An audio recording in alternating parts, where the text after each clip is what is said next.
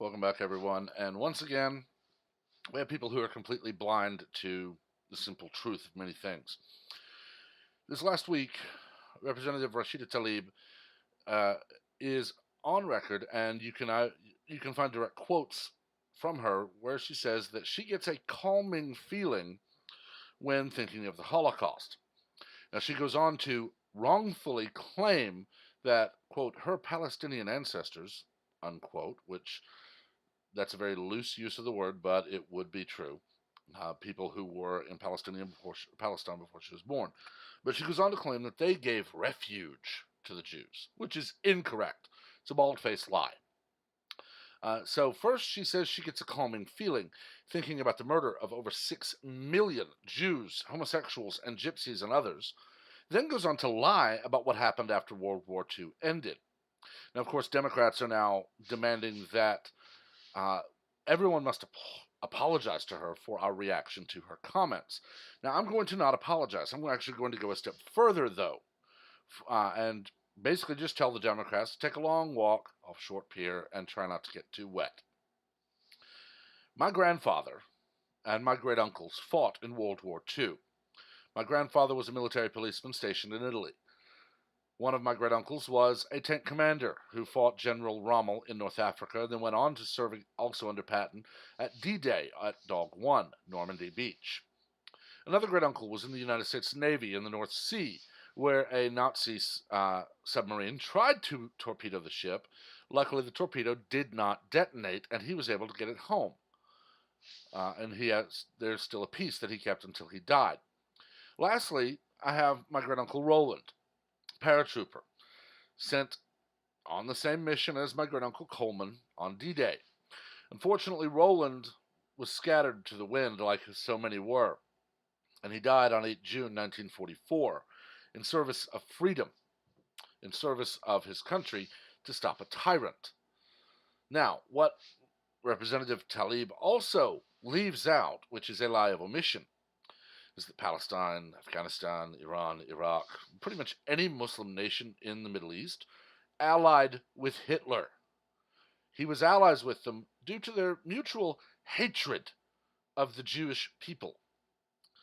So, from 1939 until 1945, 6 years of war, Adolf Hitler, aided by his Muslim allies, persecuted and murdered everyone they could.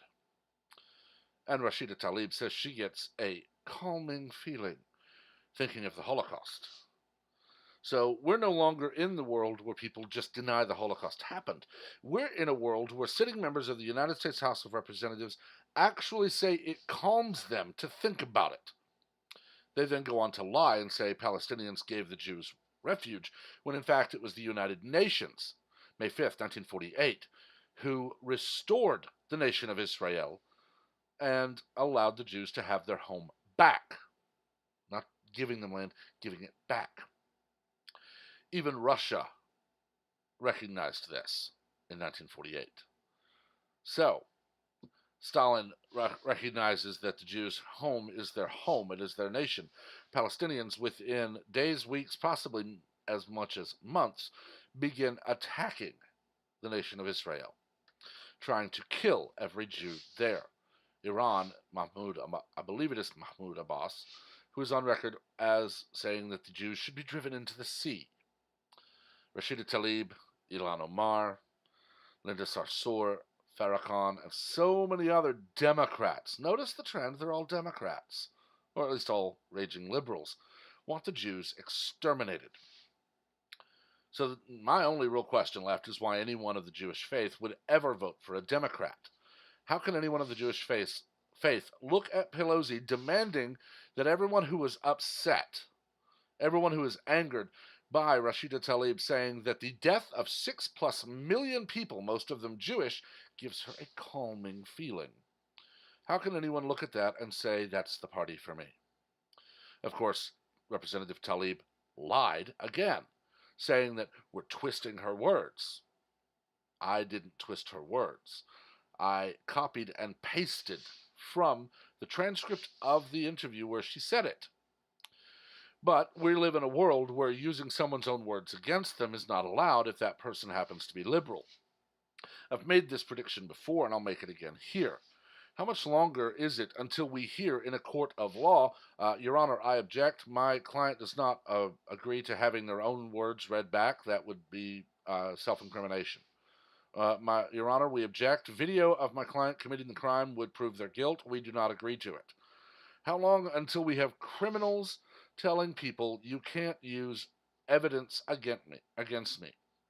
We already have Democrats saying you can't use evidence that proves me wrong against me, and demanding that people who said, oh, here's the exact quote from you, which proves you are a raging anti-Semite and should not be in the U.S., let alone in the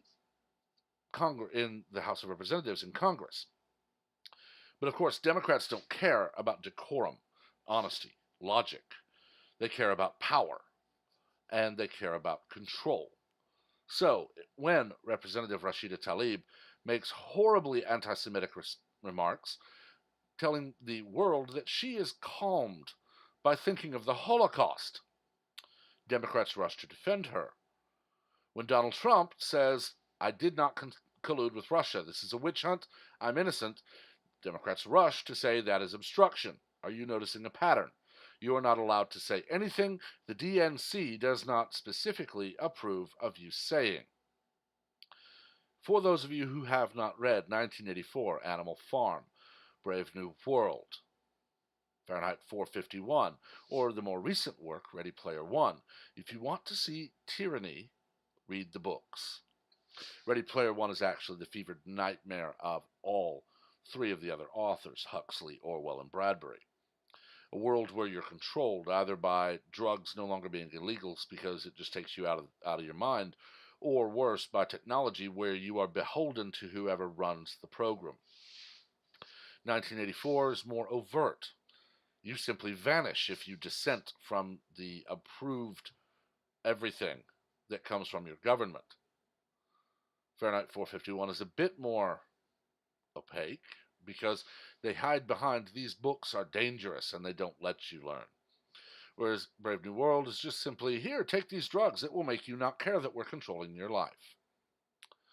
We are in a rocket-powered handcart headed for hell, where one of these three versions of society will probably take place in our lifetime if we don't step up and reject the politics of how dare you quote me and prove that I am a horrible person. How dare you use my words to prove I said something. We're now edging into that territory.